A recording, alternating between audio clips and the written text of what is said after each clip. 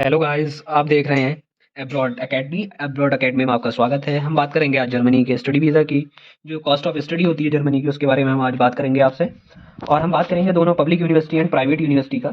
जो private university होती हैं वो इंग्लिश कोर्सेज के लिए होती हैं, इंग्लिश कोर्स करने के लिए आप वहाँ जा सकते हैं। और पब्लिक यूनिवर्सिटी होती हैं जो जिनकी रिक्वायरमेंट होती है उन्हें फुलफिल करना होता है। जैसे कि पब्लिक यूनिवर्सिटी में फर्स्ट रिक्वायरमेंट होती है 90 से अब परसेंटेज होना चाहिए +2 में। एंड आप मास्टर्स के लिए जा रहे हैं तो आपकी बैचलर में भी उसी हिसाब से परसेंटेज होनी चाहिए।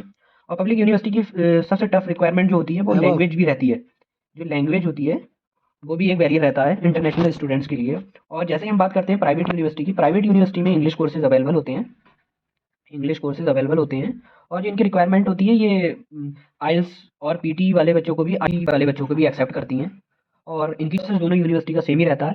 जैसे हम बात करते हैं पहले, पब्लिक हो या प्राइवेट यूनिवर्सिटी हो, पब्लिक यूनिवर्सिटी में सीटें ज़्यादा अवेलेबल नहीं होती हैं क्योंकि वही स्टूडेंट्स इसमें जाते हैं जिनकी परसेंटेज 90 प्लस हो। और नहीं, प्राइवेट यूनिवर्सिटी उसमें इंग्लिश कोर्सेज अवेलेबल होते हैं, उसमें हर स्टूडेंट्स अप्लाई कर सकता है।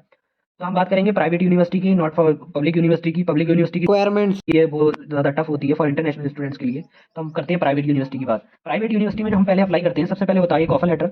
जो ऑफर लेटर की जो टाइमिंग होती है वो 10 से 15 दिन में हमारे पास ऑफर लेटर आ जाता है। और ऑफर लेटर का जो प्रोसेस होता है उसमें सबसे पहले हमें एक स्कूल से अपने LOR लेना होता है, लेटर ऑफ रिकमेंडेशन। वो हमारा एक स्कूल प्रोवाइड करता है। लेटर ऑफ रिकमेंडेशन आता है, वो स्कूल प्रोवाइड करता है। स्कूल से हमें एक लिखवाना होता है, LOR जिसे बोलते हैं, लेटर ऑफ रिकमेंडेशन। जब अप्लाई करते हैं जब 10 से 15 दिन के अंदर अंदर हमें ऑफर लेटर रिसीव हो जाता है। जब ऑफर लेटर आता है, ऑफर लेटर आने के बाद हमें डॉक्यूमेंट्स अटैच करने होते हैं, जिसमें आता है हमारे 10th 12th हो गया और आइल्स का सर्टिफिकेट हो गया, जिसे हम TRF भी बोलते हैं। और हमारा ऑफर लेटर जिस यूनिवर्सिटी से हमें रिसीव हुआ है उस यूनिवर्सिटी का ऑफर लेटर लगाकर हम APS अप्लाई करते हैं। जो APS होता है, APS APS सर्टिफिकेट होता है, ये 40 से 45 दिन के अंदर अंदर आ जाता है, 40 to 45 डेज।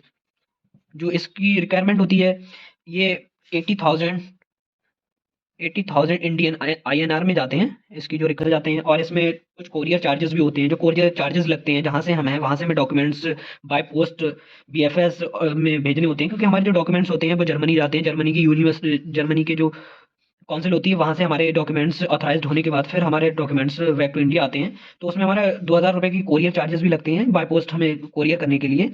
जिस भी हम जर्मनी BFS वगैरह में हम कोरियर करते हैं तो उसके चार्जेस होते हैं, वो 2,000 रुपये होते हैं समथिंग, कोरियर चार्जेस हो गए। और फिर आती है हमारी 2,000 यूरो से लेके 2,500 यूरो, ये समथिंग बनता है 2 लाख से लेके 2,30,35,000 रुपये समथिंग। ये हो गया मोटा मोटा। इसके अलावा हम जो प्राइवेट, जो पब्लिक यूनिवर्सिटी होती है उसकी भी कॉस्ट लाइक प्राइवेट यूनिवर्सिटी जैसे नहीं होती, क्योंकि इसकी जो फीस जाती है वो सिर्फ सेमेस्टर कंट्रीब्यूशन फीस होती है, वो 350 यूरो से लेके 400 यूरो तक जाती है। और हम बात कर रहे हैं इस टाइम प्राइवेट यूनिवर्सिटी की, तो हम ओनली ऑन प्राइवेट यूनिवर्सिटी के ऊपर फोकस करेंगे। हम किसी नेक्स्ट वीडियो में बताएंगे पब्लिक यूनिवर्सिटी का प्रोसेस कैसा रहता है। और फिर आता है सेमेस्टर ड्यूरेशन के बाद आता है एक ब्लॉक अकाउंट, जो हमें जर्मन की बैंक में ओपन कराना होता है। ब्लॉक अकाउंट की जो ब्लॉक अकाउंट की अमाउंट होती है वो हमारी जाती है 11,208 यूरो। जो हमें जर्मनी की बैंक में अकाउंट खुलाना होता है। अकाउंट ओपन कराने के बाद हमें वहाँ की बैंक में अपना एक एज अ GIC की तरह अमाउंट ब्लॉक करके रखना होता है, क्योंकि स्टूडेंट को एक्सपेंस के लिए ये block account provide account money रखी जाती है, जो इसका बनता है समथिंग 10,50,000 रुपये के करीब बनता है ये। और ये हमें मंथली 900 यूरो करके मिलते रहते हैं, मंथली आते रहते हैं हमारे। और कुछ स्टूडेंट्स 6 मंथ्स में भी ये कवर कर लेते हैं। देन फिर होती है एक travel insurance and health insurance, जो हमारा प्रोवाइड हो जाता है। कुछ कुछ बैंक होती हैं वो भी प्रोवाइड कर देती हैं travel insurance and health insurance. और ये रहती है कॉस्ट 50 यूरो की समथिंग। 50 यूरो में ये travel insurance and health insurance दोनों प्रोवाइड हो जाता है। कुछ बैंकें हमें अपनी तरफ से ही एज अ गिफ्ट तौर, क्योंकि हम उनकी बैंक में अकाउंट खुलाते हैं, तो वो हमारी बैंक अकाउंट खुलाने की वजह से भी वो हमें travel insurance and health insurance free में ही प्रोवाइड कर देते हैं। और फिर आती है हमारी वीज़ा फीस। वीज़ा फीस भी 2 कैटेगरी में होती है। कुछ स्टूडेंट्स होते हैं वो 6,000 वाली भी वीज़ा फीस ले लेते हैं, और कुछ होते हैं जो 9600 रुपये में भी एक बुक होती है वो भी कर लेते हैं, क्योंकि 9600 रुपये वाली में थोड़ा बेनिफिट होता है स्टूडेंट्स के लिए। उसमें डॉक्यूमेंट्स जल्दी सबमिट हो जाते हैं और कम समय लगता है स्टूडेंट्स को डॉक्यूमेंट सबमिट करने के लिए। जो BFS की जो फीस होती है, ये एम्बेसी फीस होती है, BFS भी आती है। कुछ एजेंट BFS अपॉइंटमेंट जल्दी भी ले लेते हैं, कुछ में टाइम भी लगता है, क्योंकि प्राइवेट में भी लेनी पड़ जाती है कभी कभी।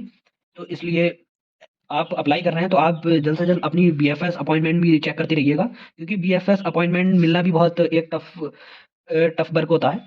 और फिर उसके बाद आता है फ्लाइट टिकट, जैसे कि स्टूडेंट का फ्लाइट टिकट भी होता है। फ्लाइट टिकट बहुत मिनिमम कॉस्ट में भी हो जाता है, लाइक ऑस्ट्रेलिया और कनाडा के मुकाबले कनाडा ऑस्ट्रेलिया में तो बहुत एक्सपेंसिव रहता है। और यहाँ पे फ्लाइट टिकट समथिंग 35,000 से 50,000 रुपए के बीच में हो जाता है इजिली। और फिर उसके बाद आता है, एक स्टूडेंट को अपने साथ कैश भी कैरी करना होता है, क्योंकि वहाँ पर भी एक्सपेंसेस होते हैं। उसके उसमें भी समथिंग 1200 यूरो स्टूडेंट्स को अपने पास कैरी करने होते हैं। और फिर आता है एक रेंट एंड प्लस डिपॉजिट। आप वहाँ जाएंगे तो आपको वहाँ पर रेंट पे एक रूम भी लेना होगा और उसके पैसे भी डिपॉजिट करने होते हैं। उसमें समथिंग आपको 800 यूरो का एक्सपेंस हो जाते हैं। ये होता है पूरा जर्मनी का expenses. Thank you so much for my watching my video.